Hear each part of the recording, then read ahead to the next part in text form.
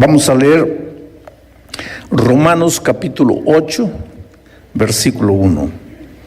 Dice así: ahora pues, es esta frase, esta manera de empezar me gusta. Romanos 8, 1. Ahora pues, ¿sabes por qué me gusta esta manera de empezar? Ahora pues, porque si hay una ahora, hay un ayer. Y si hay una ahora, hay un después. Lo que pasó ayer, ya pasó. Si fue bueno, si fue malo, ya pasó. No vivas atormentado por lo que pasó, porque lo que pasó, pasó. Y te digo una cosa, querido, es falta de disciplina personal vivir lamentándose por el pasado, porque si lamentarte por el pasado arreglase el pasado, entonces te diría, lamentate por el pasado, porque vas a arreglar. Pero hay un versículo que no está en la Biblia y que dice, no vale la pena llorar por la leche que se derramó. Ese es un refrán del pueblo, ¿no es cierto? No van a pensar que es un versículo. Pero Jesús dijo eso en otras palabras. Jesús dijo, no estés preocupado por lo que no puedes resolver, por el día de mañana. El mañana no te pertenece. Entonces, ¿para qué te preocupas? El pasado no te pertenece, ya fue. ¿Para qué te preocupas? Ahora pues. Hay gente que no vive lo único que tiene para vivir, que es el ahora. Vive desperdiciando el ahora que puede resolver, porque en lugar de trabajar en el ahora, está pensando en el pasado, llorando por el pasado, o está pensando en el futuro que todavía no le llegó. ¿Será que me va a dar cáncer? ¿Para qué te preocupas?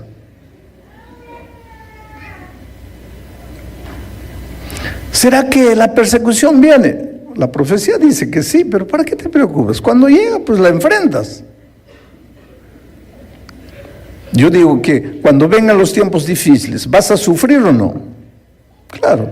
Entonces guarda tu energía para sufrir. ¿Para qué estás sufriendo ahora por adelantado? Hay que saber vivir, querido. Hay que saber vivir. Por eso Pablo dice así, ahora pues, ahora, vamos a vivir el ahora, vamos a resolver el ahora. Lo que pasó, pasó, lo que no pasó, todavía no pasó. Basta cada día su afán. Pero ¿qué es lo que dice? Eso no es el mensaje, eso es solo una introducción. Ahora pues, ninguna condenación hay para los que están en Cristo Jesús. Los que no andan conforme a la carne, sino conforme al Espíritu. Aquí está el tema de esta noche. Ahora pues, ninguna condenación hay para los que están en Cristo Jesús. ¿Y quiénes son esos que están en Cristo Jesús? Los que no andan conforme a la carne, sino que andan conforme al Espíritu. Esta noche vamos a ver lo que es andar conforme a la carne y también lo que es andar conforme al Espíritu. Los que andan conforme al Espíritu están en Cristo Jesús y para ellos no hay condenación. Los que no andan conforme al Espíritu, andan conforme a la carne. Esos están en el terreno de la condenación. Pero para entender lo que es la condenación, primero tenemos que entender lo que es la muerte. Vuelvo a repetir. Para entender lo que es la condenación, tenemos que entender lo que es la muerte. Para entender lo que es la vida, tenemos que entender lo que es la muerte.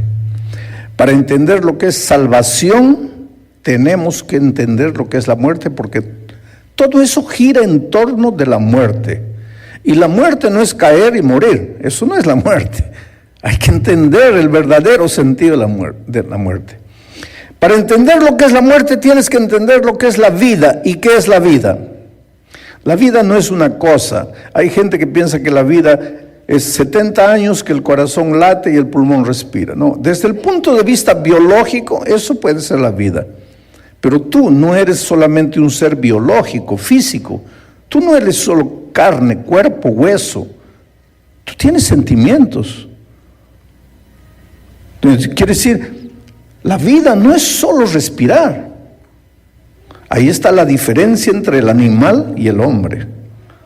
Para el hombre, para el animal, la vida es respirar, correr, andar, dormir, respirar, correr, reproducirse. Pero tú no, porque tú tienes sueños, tú tienes alegrías, tú tienes tristezas, tú tienes planes que el animal no tiene. Entonces la vida no es solo un asunto físico, un asunto biológico. No es solo de tu pulmón está respirando, estoy vivo. No. La vida, Jesucristo dijo, cuando estuvo en esta tierra, dijo así: yo soy el camino, la verdad y la vida. La vida no es una cosa, la vida es una persona. Entonces, cuando tú vas a Jesús y vives en comunión con Jesús, estás en la vida, estás vivo, porque estás en Jesús, que es la vida. Por eso Jesús dice: yo he venido para que ustedes tengan vida y la tengan en abundancia.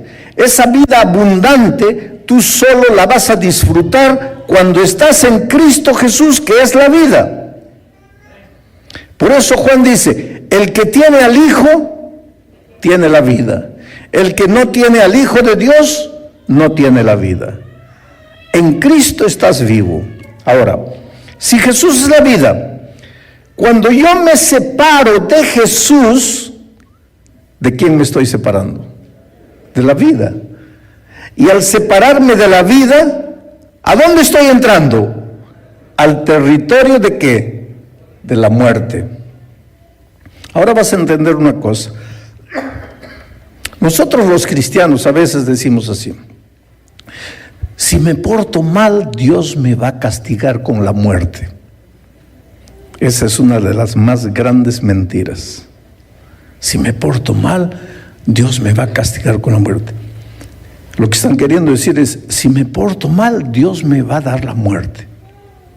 Querido, Dios jamás te puede dar la muerte.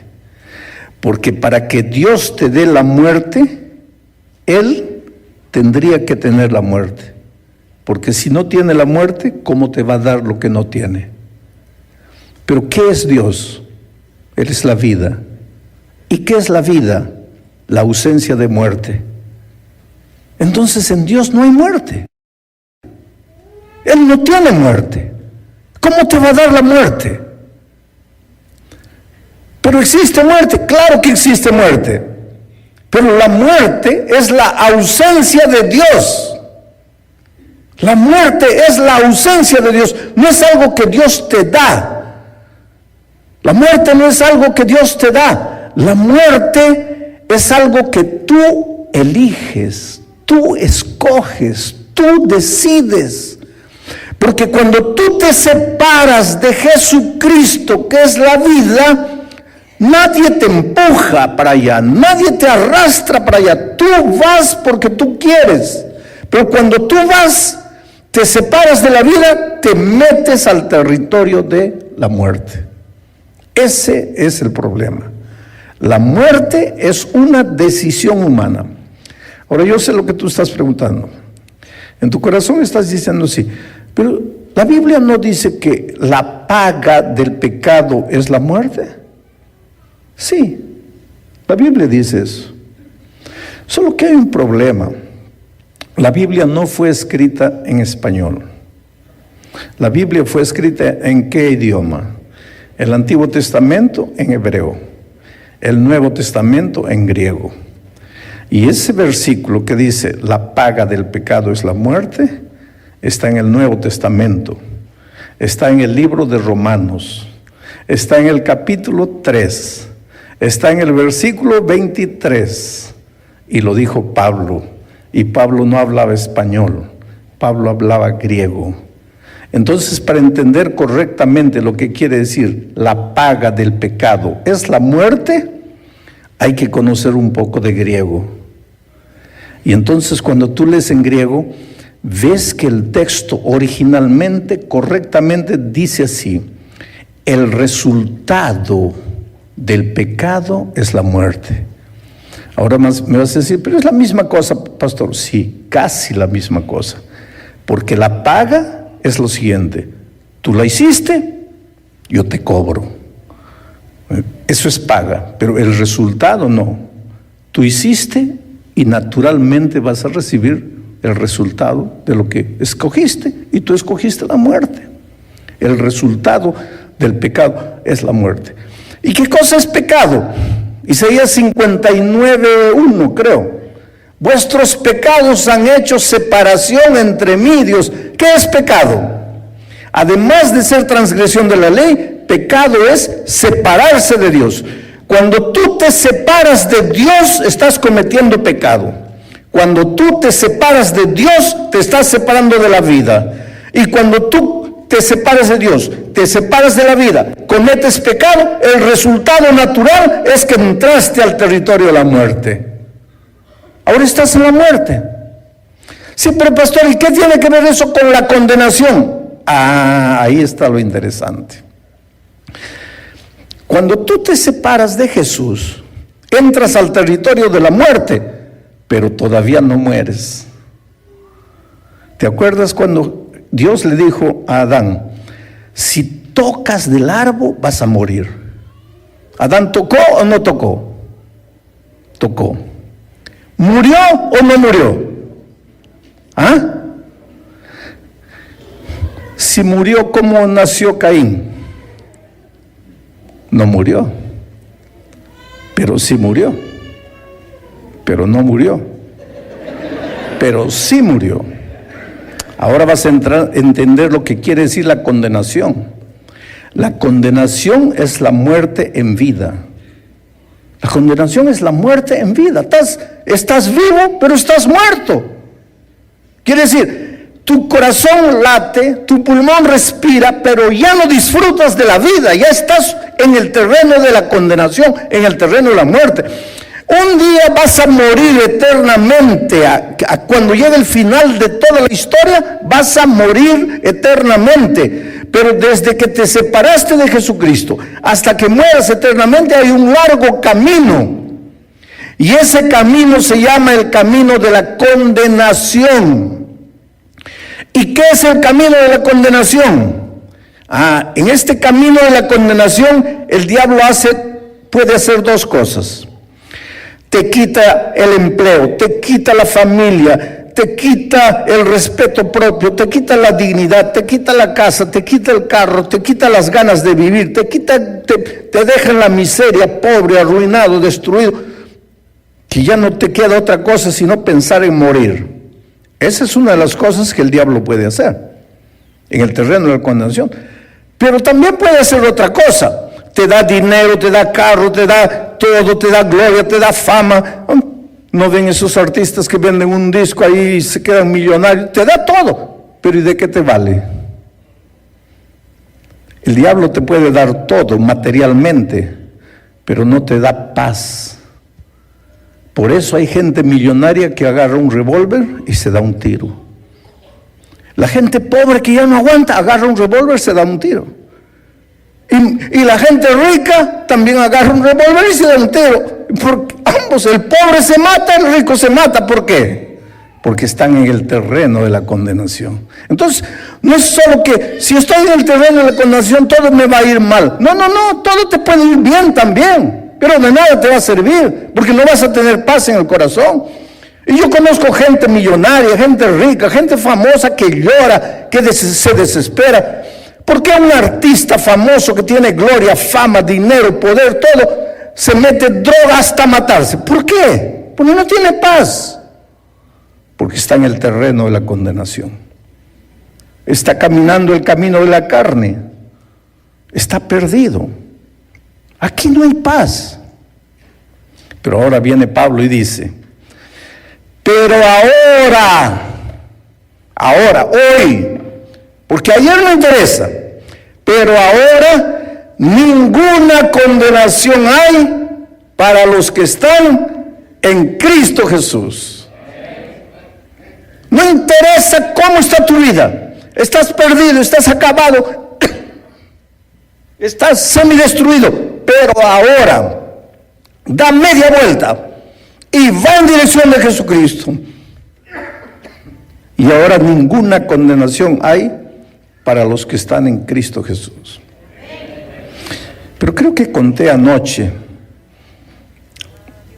yo estaba saliendo en el Brasil de un estadio, sí, te conté anoche, pero voy a repetir para que entiendas el terreno de la condenación. Yo vivo en Brasil hace muchos años. El Brasil es interesante, es un país, gracias, muchas gracias. Es un país lindo, tiene muchas cosas, pero tiene cosas tristes. También una de las cosas feas que el Brasil tiene es la famosa macumba, la hechicería, la brujería. Y yo les decía anoche, mucha gente piensa que las brujas son feas. Eso es en la historia de la revista ahí. La bruja es fea, nariguda, tiene una verruga en la nariz. Pero hay brujas bonitas. En el Brasil hay muchas brujas bonitas, metidas ahí, artistas famosos, brujas macumberas. Bueno, pero el caso es que yo estaba saliendo de predicar y viene una señora con un papelito y me entrega: pastor, por favor, yo creo en el poder de su oración, ore por mí para quebrar el poder del demonio. Le digo: ¿qué te pasa? Mientras estaba yendo al carro, ¿qué te sucede? Y mira la historia que me cuenta. Dice: pastor, mi vecina es una bruja y es una bruja bonita.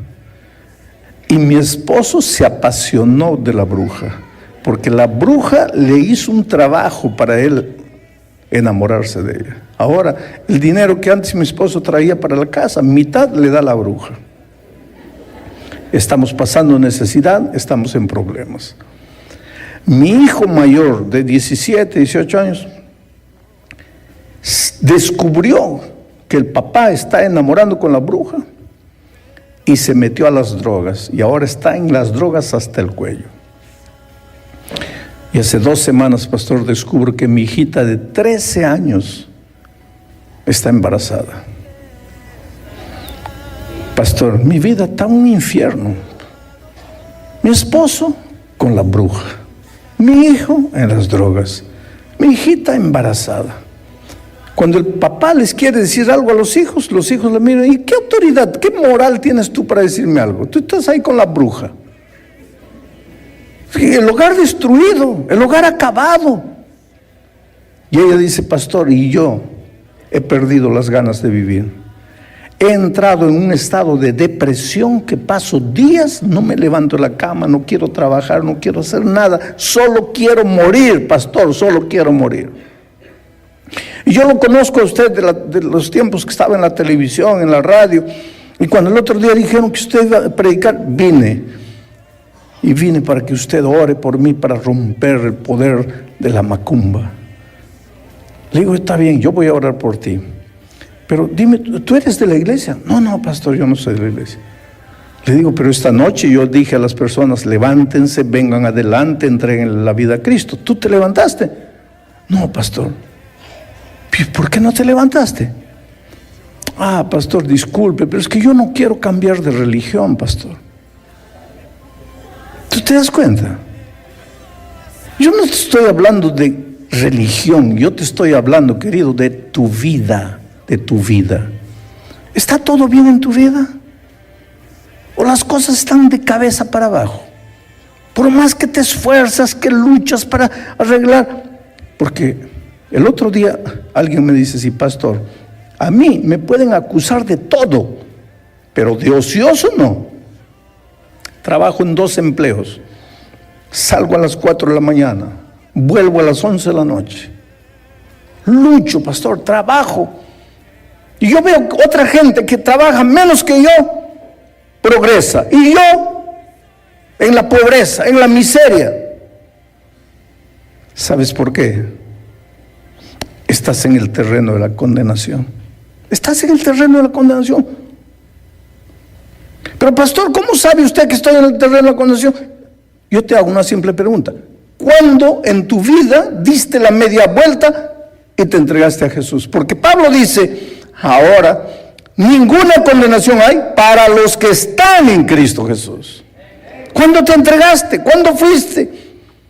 Entonces, por más bueno que seas, porque hay gente que me dice, pero pastor, yo no le hago mal a nadie, yo no estoy robando, no estoy matando, yo solo quiero lo mínimo, que Dios me deje vivir bien.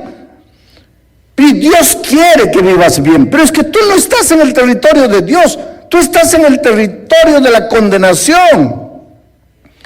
Y ahora esta señora viene con su vida destruida, y yo le digo, ven, y Jesucristo allá con los brazos, hija, ven, ven, y ella dice, no quiero cambiar de religión. Pero ¿qué religión, querido? Es asunto de cambiar de vida. El otro día una señora me decía, pastor, mira, ¿cómo es la vida, no? Perdí un hijo. Un año después, perdí el otro hijo, ya jóvenes, y los dos en accidente de tránsito. A raíz de eso, pastor, entré en un estado de depresión tan grande y de repente descubrí que mi esposo estaba con otra mujer y ahí fue la última gota.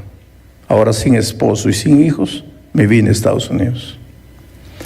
Y dice, vivo aquí en una casa de favor.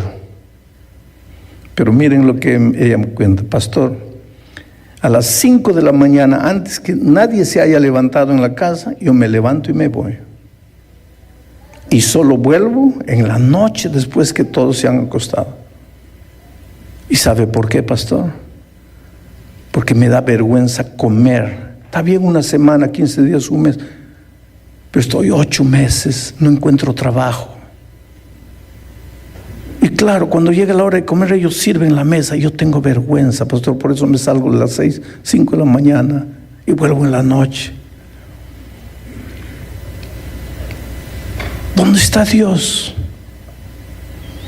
Querido, Dios está en el mismo lugar, esperándote, con los brazos abiertos. Tú no tienes que tener miedo de ir a Jesús.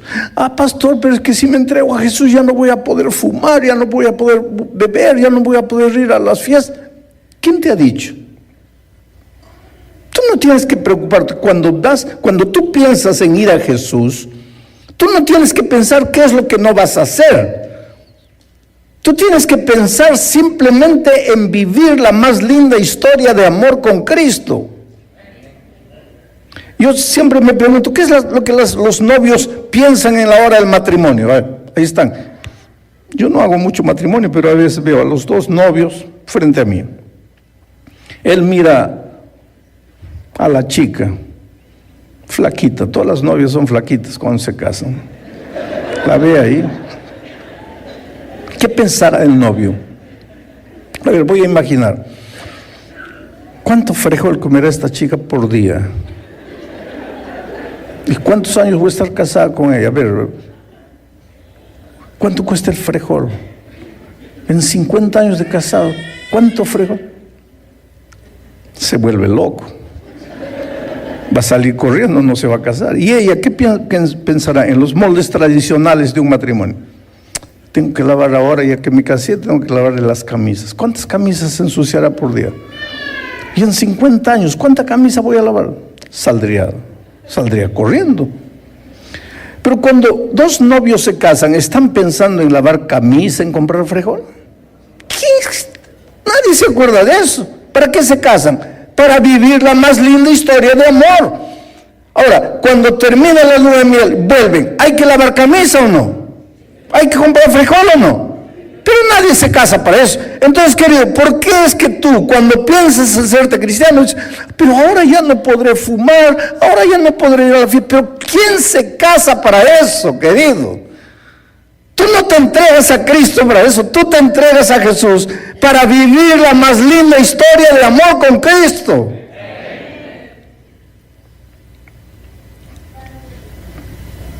Estás aquí en el terreno de la condenación y Jesús te dice, ven.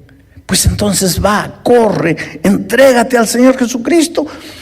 Y yo te digo una cosa, en el terreno de Jesús, esto es como la historia del gato y el ratón. ¿Cuántos han visto un gato cazando a un ratón? Levanten la mano. ¿Cuántos han visto alguna vez un gato cazando? Bueno, ustedes van a entender. ¿Cuántos nunca han visto un gato cazando a un ratón? Levanten la mano. Nunca han visto. Ustedes no van a entender. Tú sabes que el placer del gato no es matar al ratón. El gato no caza ratón para matarlo, ni para comer. Gato no come ratón. El gato solo come ratón. Ratón le dicen, ¿no? El gato solo come ratón cuando el dueño es un tacaño que no le da comida. Pero cuando el gato está bien alimentado, él no come ratón. El gato no come ratón. Pero entonces, ¿para qué caza? Por el placer que le da, pero no matar, porque el gato no mata. Ahí que está. Por eso les pregunté cuántos han visto un gato cazando a un ratón.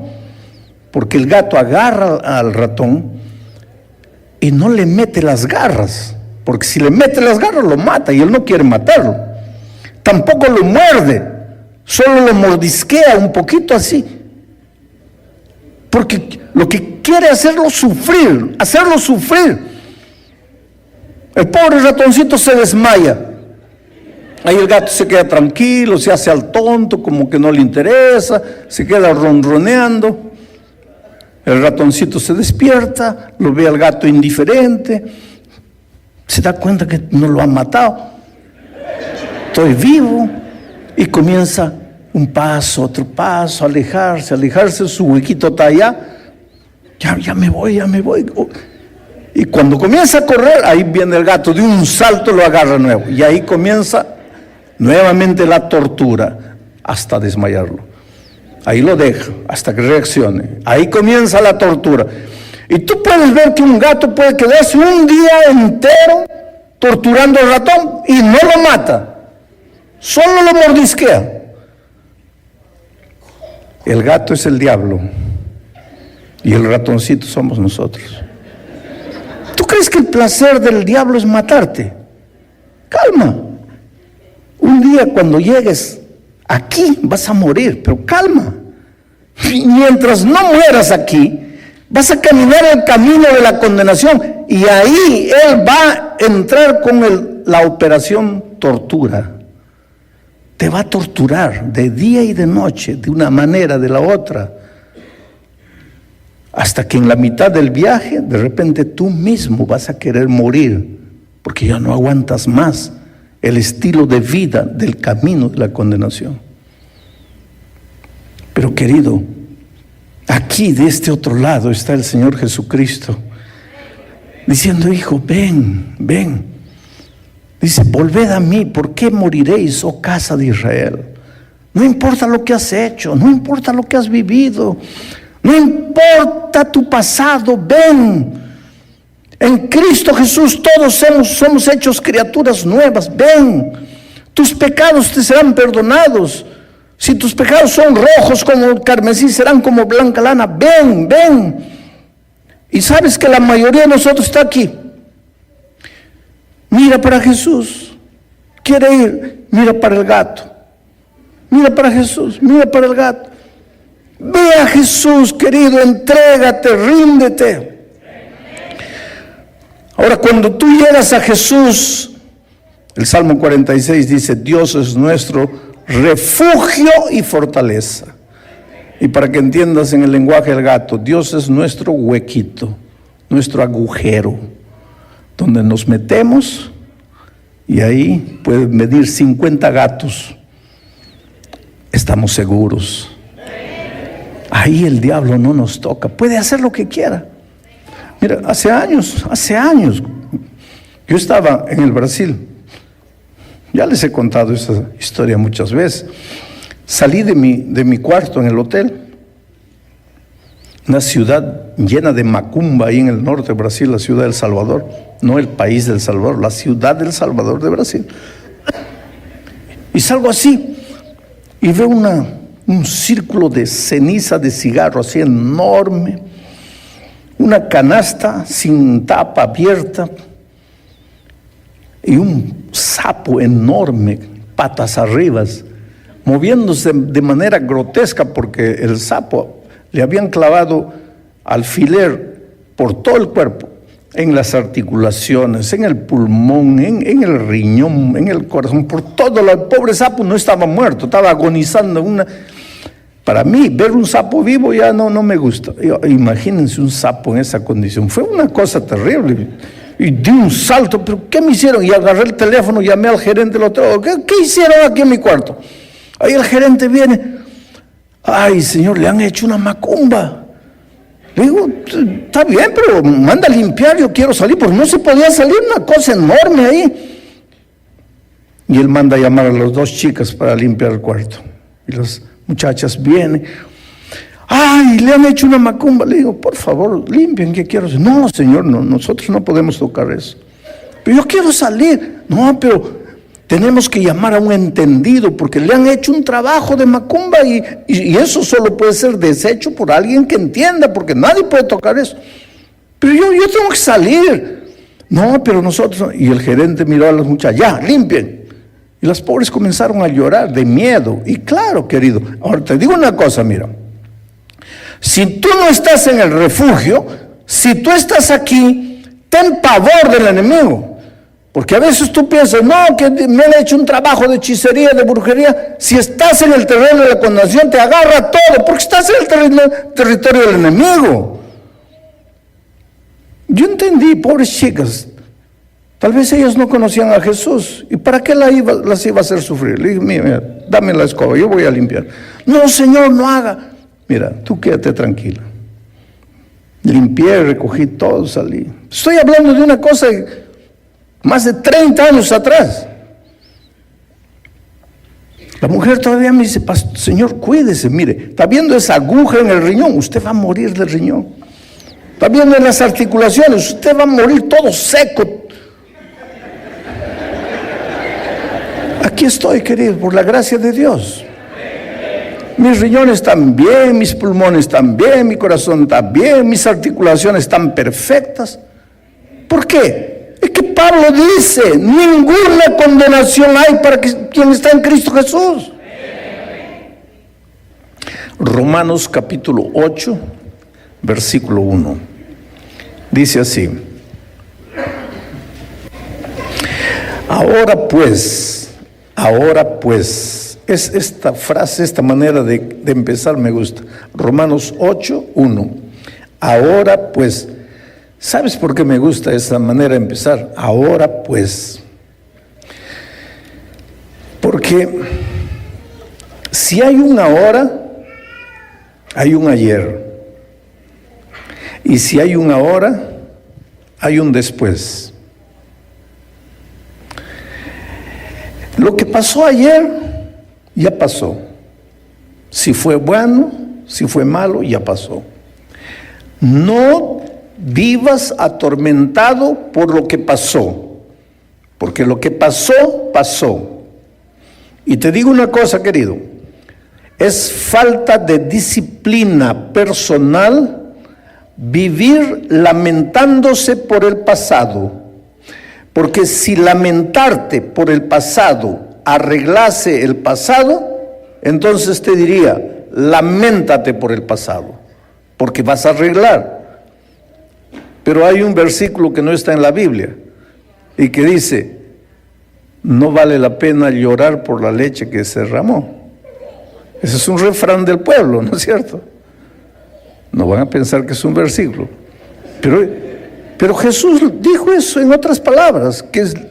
Jesús dijo, no estés preocupado por lo que no puedes resolver, por el día de mañana. El mañana no te pertenece. Entonces, ¿para qué te preocupas? El pasado no te pertenece, ya fue. ¿Para qué te preocupas? Ahora pues, hay gente que no vive lo único que tiene para vivir, que es el ahora. Vive desperdiciando el ahora que puede resolver, porque en lugar de trabajar en el ahora, está pensando en el pasado, llorando por el pasado, o está pensando en el futuro que todavía no le llegó. ¿Será que me va a dar cáncer? ¿Para qué te preocupas?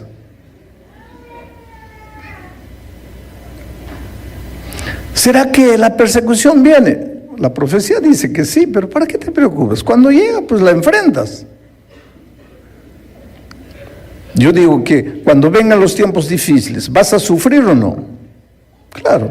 Entonces guarda tu energía para sufrir. ¿Para qué estás sufriendo ahora por adelantado? Hay que saber vivir, querido. Hay que saber vivir. Por eso Pablo dice así, ahora pues, ahora, vamos a vivir el ahora. Vamos a resolver el ahora. Lo que pasó, pasó. Lo que no pasó, todavía no pasó.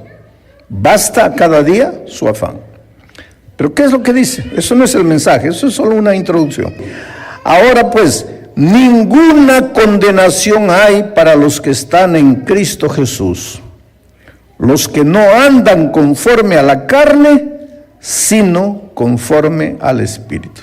Aquí está el tema de esta noche. Ahora pues, ninguna condenación hay para los que están en Cristo Jesús. ¿Y quiénes son esos que están en Cristo Jesús? Los que no andan conforme a la carne, sino que andan conforme al Espíritu. Esta noche vamos a ver lo que es andar conforme a la carne y también lo que es andar conforme al Espíritu. Los que andan conforme al Espíritu están en Cristo Jesús y para ellos no hay condenación. Los que no andan conforme al Espíritu, andan conforme a la carne. Esos están en el terreno de la condenación. Pero, para entender lo que es la condenación, primero tenemos que entender lo que es la muerte. Vuelvo a repetir. Para entender lo que es la condenación, tenemos que entender lo que es la muerte. Para entender lo que es la vida, tenemos que entender lo que es la muerte. Para entender lo que es salvación, tenemos que entender lo que es la muerte, porque todo eso gira en torno de la muerte. Y la muerte no es caer y morir, eso no es la muerte. Hay que entender el verdadero sentido de la muerte. Para entender lo que es la muerte, tienes que entender lo que es la vida. ¿Y qué es la vida? La vida no es una cosa. Hay gente que piensa que la vida es 70 años, que el corazón late y el pulmón respira. No, desde el punto de vista biológico, eso puede ser la vida. Pero tú no eres solamente un ser biológico, físico. Tú no eres solo carne, cuerpo, hueso. Tú tienes sentimientos. Entonces, quiere decir, la vida no es solo respirar. Ahí está la diferencia entre el animal y el hombre. Para el hombre, para el animal, la vida es respirar, correr, andar, dormir, respirar, correr, reproducirse. Pero tú no, porque tú tienes sueños, tú tienes alegrías, tú tienes tristezas, tú tienes planes que el animal no tiene. Entonces la vida no es solo un asunto físico, un asunto biológico. No es solo de tu pulmón está respirando, estoy vivo. No. La vida, Jesucristo dijo, cuando estuvo en esta tierra, dijo así: yo soy el camino, la verdad y la vida. La vida no es una cosa, la vida es una persona. Entonces, cuando tú vas a Jesús y vives en comunión con Jesús, estás en la vida. Estás vivo porque estás en Jesús, que es la vida. Por eso Jesús dice: yo he venido para que ustedes tengan vida y la tengan en abundancia. Esa vida abundante tú solo la vas a disfrutar cuando estás en Cristo Jesús, que es la vida. Por eso Juan dice: el que tiene al Hijo tiene la vida. El que no tiene al Hijo de Dios no tiene la vida. En Cristo estás vivo. Ahora, si Jesús es la vida, cuando yo me separo de Jesús, ¿de quién me estoy separando? De la vida. Y al separarme de la vida, ¿a dónde estoy entrando? Al territorio de ¿qué? De la muerte. Ahora vas a entender una cosa. Nosotros los cristianos a veces decimos así: si me porto mal, Dios me va a castigar con la muerte. Esa es una de las más grandes mentiras. Si me porto mal, Dios me va a castigar con la muerte. Lo que están queriendo decir es, si me porto mal, Dios me va a dar la muerte. Querido, Dios jamás te puede dar la muerte. Porque para que Dios te dé la muerte, Él tendría que tener la muerte. Porque si no tiene la muerte, ¿cómo te va a dar lo que no tiene? Pero ¿qué es Dios? Él es la vida. ¿Y qué es la vida? La ausencia de muerte. Entonces en Dios no hay muerte. Él no tiene muerte. ¿Cómo te va a dar la muerte? Pero existe muerte, claro que existe muerte. Pero la muerte es la ausencia de Dios. La muerte es la ausencia de Dios, no es algo que Dios te da. La muerte no es algo que Dios te da. La muerte es algo que tú eliges, tú escoges, tú decides. Porque cuando tú te separas de Jesucristo, que es la vida, nadie te empuja para allá, nadie te arrastra para allá. Tú vas porque tú quieres. Pero cuando tú vas, te separas de la vida, te metes al territorio de la muerte. Ese es el problema. La muerte es una decisión humana. Ahora yo sé lo que tú estás preguntando. En tu corazón estás diciendo sí, pero la Biblia no dice que la paga del pecado es la muerte. Sí, la Biblia dice eso. Solo que hay un problema. La Biblia no fue escrita en español. La Biblia fue escrita ¿en qué idioma? El Antiguo Testamento en hebreo, el Nuevo Testamento en griego. Y ese versículo que dice la paga del pecado es la muerte, está en el Nuevo Testamento, está en el libro de Romanos, está en el capítulo 3, está en el versículo 23, y lo dijo Pablo. Y Pablo no hablaba español, Pablo hablaba griego. Entonces, para entender correctamente lo que quiere decir la paga del pecado es la muerte, hay que conocer un poco de griego. Y entonces cuando tú lees en griego, ves que el texto originalmente, correctamente dice así: el resultado del pecado es la muerte. Ahora más me vas a decir, pero es la misma cosa, pastor. Sí, casi la misma cosa. Porque la paga es lo siguiente: tú la hiciste, yo te cobro. Eso es paga, pero el resultado no. Tú hiciste y naturalmente vas a recibir el resultado de lo que escogiste, y tú escogiste la muerte. El resultado del pecado es la muerte. ¿Y qué cosa es pecado? Isaías 59:1, creo. Vuestros pecados han hecho separación entre mí y Dios. ¿Qué es pecado? Además de ser transgresión de la ley, pecado es separarse de Dios.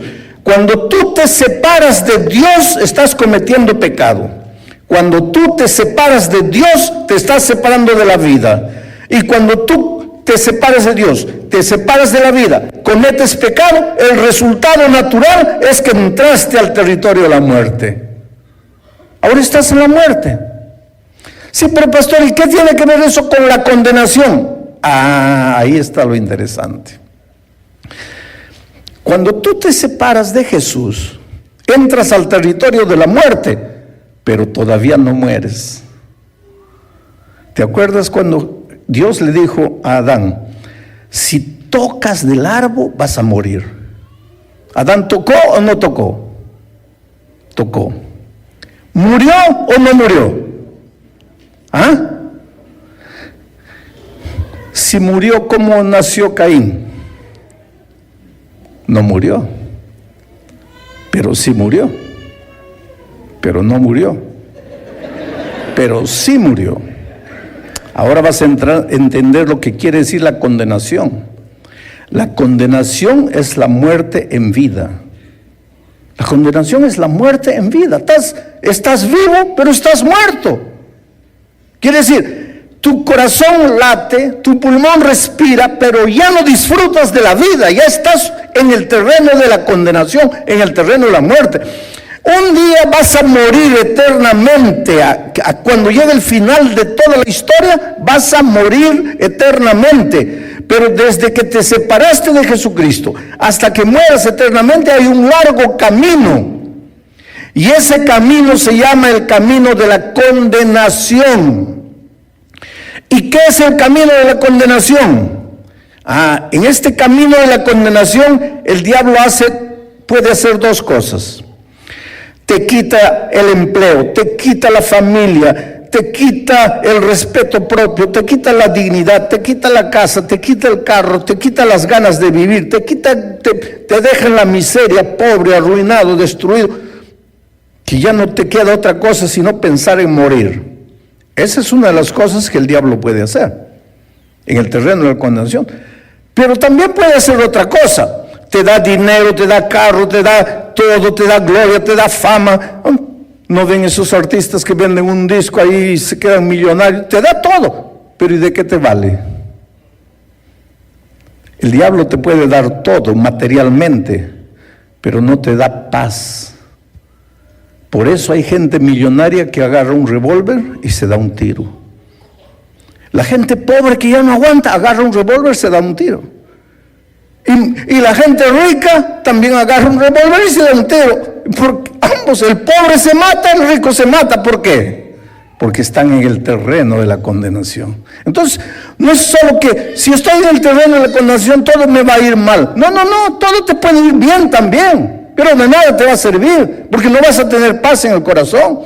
Y yo conozco gente millonaria, gente rica, gente famosa que llora, que se desespera. ¿Por qué un artista famoso que tiene gloria, fama, dinero, poder, todo, se mete droga hasta matarse? ¿Por qué? Porque no tiene paz. Porque está en el terreno de la condenación. Está caminando el camino de la carne. Está perdido. Aquí no hay paz. Pero ahora viene Pablo y dice, pero ahora, hoy, porque ayer no interesa, pero ahora ninguna condenación hay para los que están en Cristo Jesús. No interesa cómo está tu vida, estás perdido, estás acabado, estás semidestruido, pero ahora da media vuelta y va en dirección de Jesucristo. Y ahora ninguna condenación hay para los que están en Cristo Jesús. Pero creo que conté anoche, yo estaba saliendo en el Brasil de un estadio, sí, te conté anoche, pero voy a repetir para que entiendas el terreno de la condenación. Yo vivo en Brasil hace muchos años. El Brasil es interesante, es un país, muchas gracias. Es un país lindo, tiene muchas cosas, pero tiene cosas tristes. También una de las cosas feas que el Brasil tiene es la famosa macumba, la hechicería, la brujería. Y yo les decía anoche, mucha gente piensa que las brujas son feas. Eso es en la historia de la revista ahí, la bruja es fea, nariguda, tiene una verruga en la nariz. Pero hay brujas bonitas. En el Brasil hay muchas brujas bonitas, metidas ahí, artistas famosas, brujas macumberas. Bueno, pero el caso es que yo estaba saliendo de predicar y viene una señora con un papelito y me entrega, pastor, por favor, yo creo en el poder de su oración, ore por mí para quebrar el poder del demonio. Le digo, ¿qué te pasa? Mientras estaba yendo al carro, ¿qué te sucede?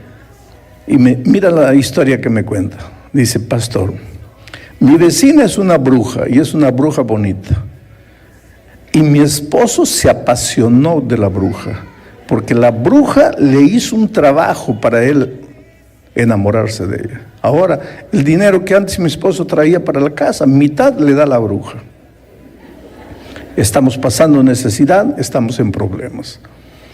Mi hijo mayor de 17, 18 años descubrió que el papá está enamorando con la bruja y se metió a las drogas y ahora está en las drogas hasta el cuello. Y hace 2 semanas, pastor, descubrió